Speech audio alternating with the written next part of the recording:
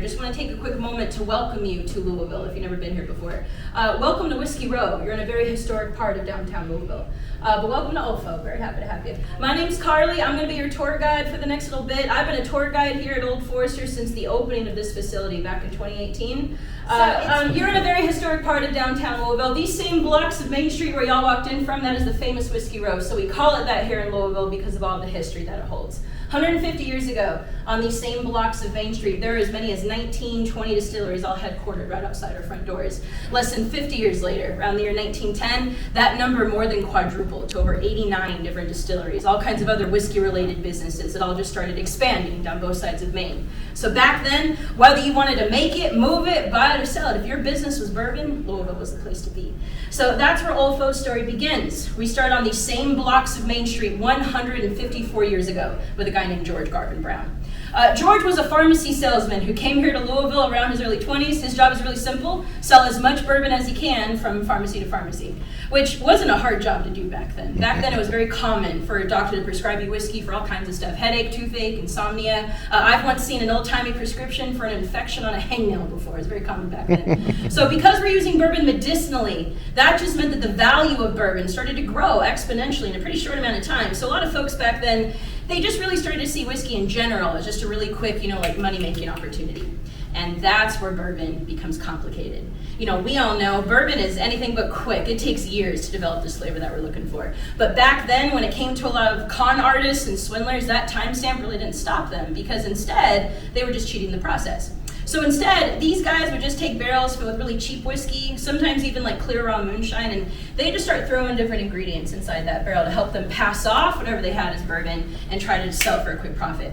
Now, most times these guys would add things to the barrel for two reasons. One would be to deepen and darken the color, make it look like bourbon. So for that, they would tend to add pretty innocent things.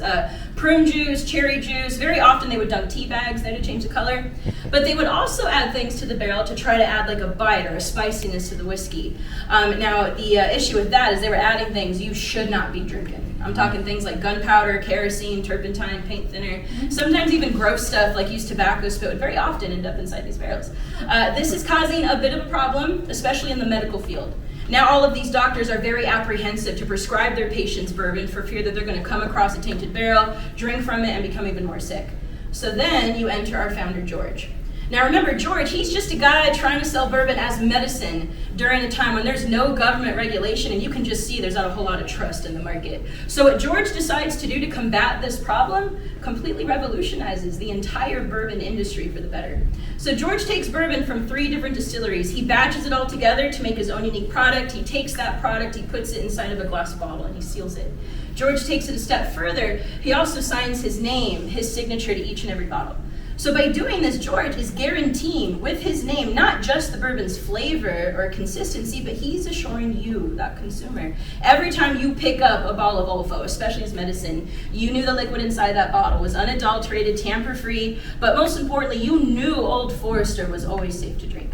Now, that idea took off like wildfire. No one had ever before sold their bourbon exclusively inside of sealed glass bottles before. George created America's very first bottled bourbon. George's little business idea, if you can imagine, expanded very quickly. So now George needs a much bigger place to headquarter his growing company, later to be known today as the Brown-Forman Company. So he chose this building we're standing in, 119 West Main Street. This building first built 1857, part of a barrel storage facility. Just a heads up, all of the exposed exterior brick that you see along the way is original. The iron facades on the outside of the building are original as well. We moved into this building 1882. We were here occupying this space all the way up until the year 1919. So for almost 40 years, nearly a third of this brand's entire history, it all started right here in this building. This is where our roots are. Now we had to move out in 1919. Now can you guys guess why we had to move out around that time? World War I. Prohibition is what I'm looking for. Dark times. I felt the anger though. Very good. Prohibition. Prohibition gained a lot of momentum during the 19th century. Once prohibition was passed, that suddenly meant no sale, no production, no transportation of alcohol of any kind. So you remember I said earlier. Medicinal. Well, it's all over the counter now, but no, you're right. Well, actually, no, you're not right, and I'll explain why in just a second. Why was a question? It wasn't a statement. It's okay. Oh, I'm sorry. Now, so once prohibition was passed, that meant suddenly no sale, no production, no transportation of alcohol of any kind. So you remember I said earlier, Main Street, Whiskey Row, 89 different distilleries just up here alone. One day they all had legitimate businesses, and overnight it all became illegal. Dark times here in Kentucky for all of our distillers, but probably the darkest up here on Maine. 8,000 jobs lost right here on Whiskey Row alone overnight. Now, Old Forester, however, we were able to remain open during Prohibition. So once Prohibition was passed, you were still allowed to consume alcohol. But once you left the privacy of your home, now you're only allowed to consume it legally for very few reasons. But the most widely used reason was still for medicinal purposes. So when George passed away, right around the time Prohibition hit, his son Owsley Brown took over the family business and was able to keep OFO open by applying for one of only 6 licenses to sell what backstock we had for medicinal purposes only. So not only is Old Forester America's first bottled bourbon, we're also the only family-owned distillery in America to be open before, during, and after Prohibition. Pretty cool, right? Yeah. Talk about legacy. Welcome to our fermentation room. I would say this is one of the most important rooms in the building. This is step 1 of making bourbon. Before you even make bourbon, first you gotta make all your alcohol. No alcohol, no bourbon. But before we get into all that stuff, I always like to make sure the whole group is on the same page. There's a saying here in Kentucky, all bourbon is whiskey, but not all whiskey is bourbon.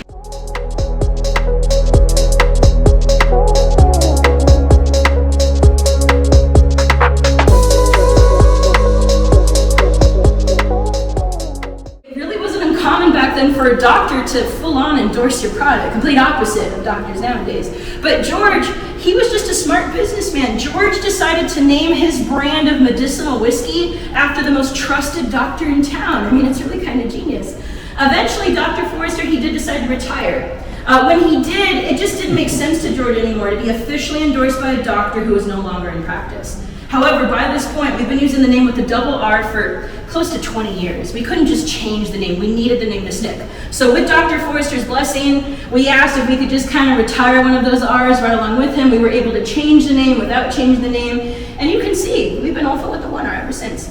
Now, a lot of the other ads that you see, most of them are on that side towards the right. The rest of these are mostly from the cocktail movement from the 50s and 60s here in America. I've already heard talk about the Derby, so you'll notice lots of mint julep ads over here. So if you don't know, if you're not a local, Churchill Downs, the same place that hosts the Kentucky Derby every year for 150 years now, Churchill Downs has been partnered with Brown-Forman since 1987. So for almost 40 years, if you have ever enjoyed a mint julep, any whiskey cocktail at the track, you have been enjoying a Brown-Forman product. Whether it's been Woodford Reserve, early times, way back in the day, multiple times throughout history, it's been OFO as well. To this day, Old Forester is the official bourbon of the mint julep at the Kentucky Derby.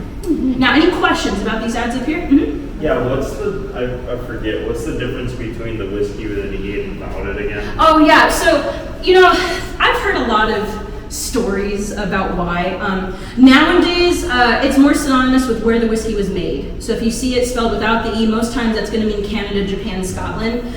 We spell it without the E because George comes from a family of Scottish immigrants. That's our way to pay homage to his heritage. He always wrote it without the E. That's how we do it. Maker's Mark does the same thing.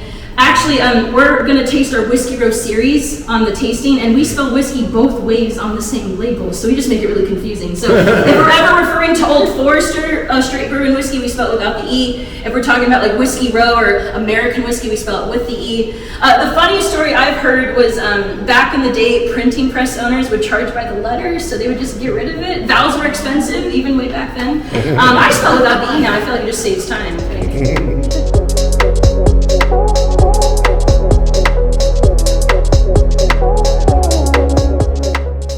Now, there's another great view of Big Penny here around the corner. If you want to check her out closer, feel free. So remember, downstairs in fermentation, that's step 1, right? We gotta make alcohol. Once we have that, now we're on to step 2, distillation. So now we have to separate all that alcohol from the grains and the water downstairs. So what was it? Tank number 2 was draining. So we're literally draining what's in there. We're piping it right up to Big Penny, about 3/4 of the way up. Now, as we're introducing that beer to the still, gravity takes over. It does a lot of the work for us. That beer just kind of slowly cascades down the still. You can't see it from the outside, but inside Big Penny, that beer is going to meet a bunch of copper trays along the way. We've got one just like it on top of that barrel back there. So those copper trays, they kind of act like colanders or sieves. They really help us to catch these grain solids that tend to get clumped up a lot during distillation, so it helps that liquid flow through nice and easy. We never throw the grains away. We'll save just a little bit for backset, for another fermentation, that sour mash process. But there's a lot of the grains that are left over. So the rest of it, we tend to dry it all out. We'll donate it to lots of farmers here in Kentucky. Very typical thing for distilleries to do. Towards the bottom of the still, we're also creating steam. That steam's rising. Now once that falling alcohol meets that rising steam, alcohol boils first, turns into a vapor. Now naturally those vapors are going to start to rise. They're going to try to escape off the very top of the still. But instead we're going to capture those vapors in a condensing pipe. We're going to cool it down, turn it back into a liquid. Then you see it starts to appear in a copper spirit safe. In our case, the one on the right first, in the form of low wine. This is cool. You guys are seeing the whole process. Day 0, day 3, day 5. Literally what we saw draining downstairs is passing through Big Penny, ending up right there in that spirit safe. You guys see the whole process. Now, welcome to our mini cooperage. Now, I forgot to ask, so just one quick show of hands. How many of us have been on at least one other distillery tour before visiting Old Folk? I had a feeling. Okay, so as you take more of these tours on the trail, you just start to notice things. A lot of these distillery tours you take, we like to talk about what sets our brand apart, what makes us different, what makes us special. You're also going to notice a lot of these different distilleries, they only go into real, true detail about how they manipulate flavor before the juice goes in the barrel. You'll notice a lot of distilleries get really tight-lipped about what happens after the juice goes in. So as a result, you hear a lot of the same things as you take these tours. You're going to hear things like, we have 1 million mash bills, we have 1,000 each strain. Sometimes they pretend to keep it secret, like it matters. Sometimes they'll tell you all kinds of stuff. Angels pick all our corn for us. Just be prepared. They say a lot of stuff to you now. I bet you any amount of money, if I went to any one of those distilleries on the trail, any one, and I were to argue this is what's going to set you apart. The barrel is the most important part of this whole process. All of those distilleries will agree with me, hands down, every time, no contest, because the barrel holds 50, sometimes up to 70% of all of your flavor. These things also hold 100% of your color. But yeah, it's a fair question. How does Old Forester set itself apart? We've only been using one mash bill and one E strain for at least the last 100 years. Well, we do make all around barrels. As you take more tours, you're going to notice we are one of the few in this industry that do. In fact, the Brown-Forman Company is the only major distiller in all of North America to own and operate its own cooperage. All other non-Brown-Forman distilleries, they got to go out and buy their barrels from a third party. Don't get me wrong, there's no shame in their game, but Brown-Forman, we're control freaks. We want to control every single step of this process. But think about it. You control the way you make your barrels, now you're able to manipulate flavor in ways other distilleries can't. Now remembering our rules, bourbon must be aged in a brand new charred oak container every single time. We use American white oak for all of our barrels. Now we make sure to forest that oak sustainably across the 13-state region. We never clear cut forests, we plant trees along the way. We also hire all of our own arborists to make sure we're never chopping down oak that's just not ready for being a barrel just yet. Now the first step of making a barrel starts right over here at our raising station. So you can see our cooper just got started raising that one, just a few staves there. But you can see how it goes. They're going to take some staves off of that pallet and just kind of start to fan them along that circle template. Look closely at these staves. They're all different sizes. Some are more wide and some are a lot more narrow. Look down towards the bottom of those staves set up. That's going to show you why we do that. That's to help our cooper get the tightest fit possible every time they're raising a barrel. We are not using nails, glue, or staples to hold these staves together. It's all about pure pressure. If we were to use glue or staples in our barrels, that might impart flavor in our bourbon we don't want over time. Remember rule 4, right? No additives, good or bad. We only want flavor to come from that oak. Once we have the tight fit, we'll take that silver hula hoop looking thing, truss it along the top to hold all the staves together, then you flip the whole thing upside down. What you see underneath this machine in the middle, that's what it looks like when it's done being raised on that side. Now you can see it's not looking very much like a barrel, so that's where this machine comes in. This machine is called the windlass. This machine is going to help you to get that familiar barrel shape. So you see we stick the barrel right underneath.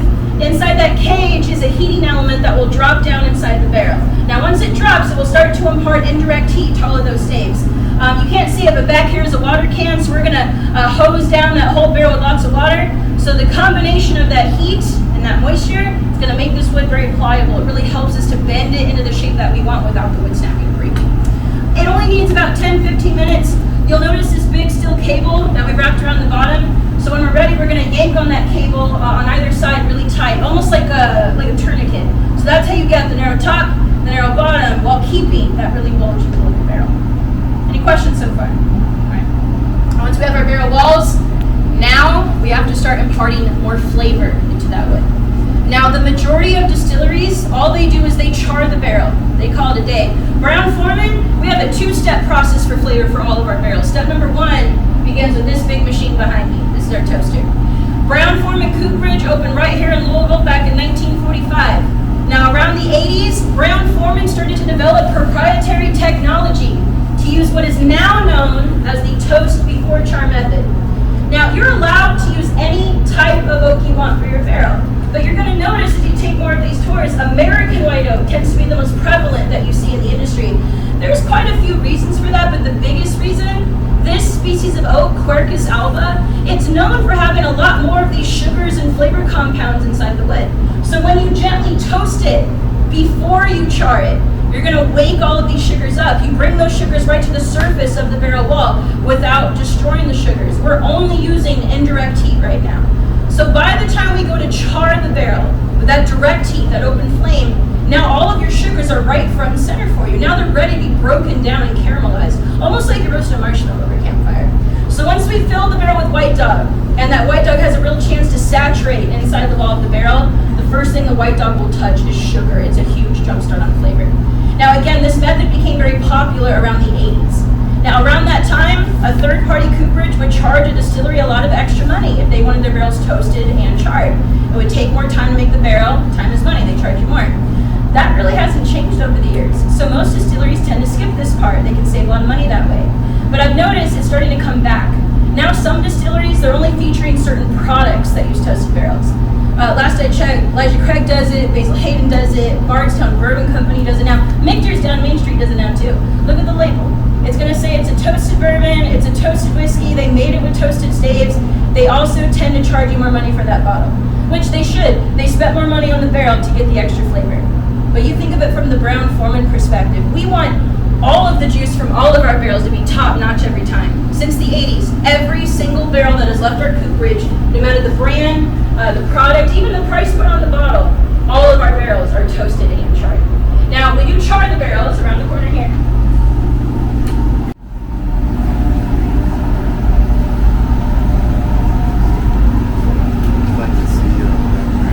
oh yeah, I would too. now we're going to try this barrel for like 10-15 seconds. If you were hoping for a photo or a video of this moment, This is awesome. now would be the Action. time to make sure your camera is ready.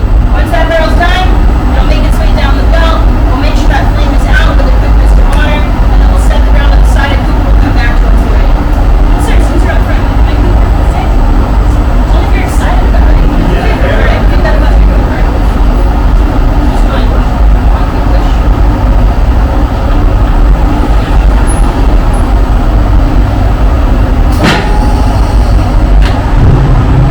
So just think, we're essentially making like whipped cream play, but we're doing more than a few things here. We are now giving that white dog full access to the whole wall of the barrel. We're also creating a whole other filter. It's going to help us get rid of more bad flavor. We're also creating a lot of amazing flavor notes. Chocolate, caramel, vanilla, even bitter notes like coffee and espresso can start to go. That's all it takes. So imagine, you take the white dog that left Big Penny, and it would touch the charred walls of that barrel. At that moment, you got bourbon. It's not good bourbon, we haven't aged it long, it's not the right color, but legally speaking, we just met all of the requirements we talked about earlier. Now, if you try to put your white dog inside of this barrel right here, right now, it's going to make a huge mess for you to clean up. We don't have the heads on this barrel just yet. It's not going to hold nothing. We got to get that taken care of. That happens with this machine over here.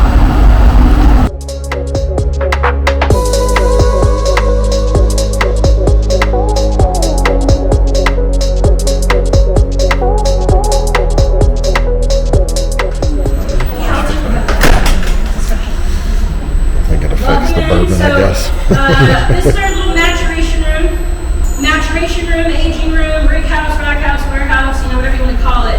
This is just where the bourbon will sit and age for the next little bit.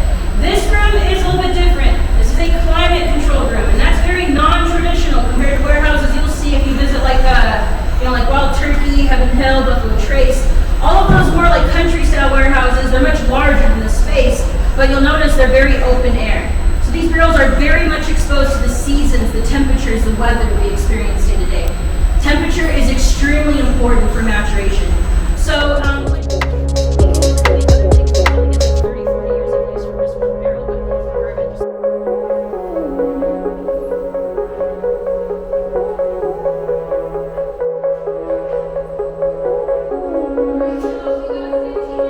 So that's an actual leak.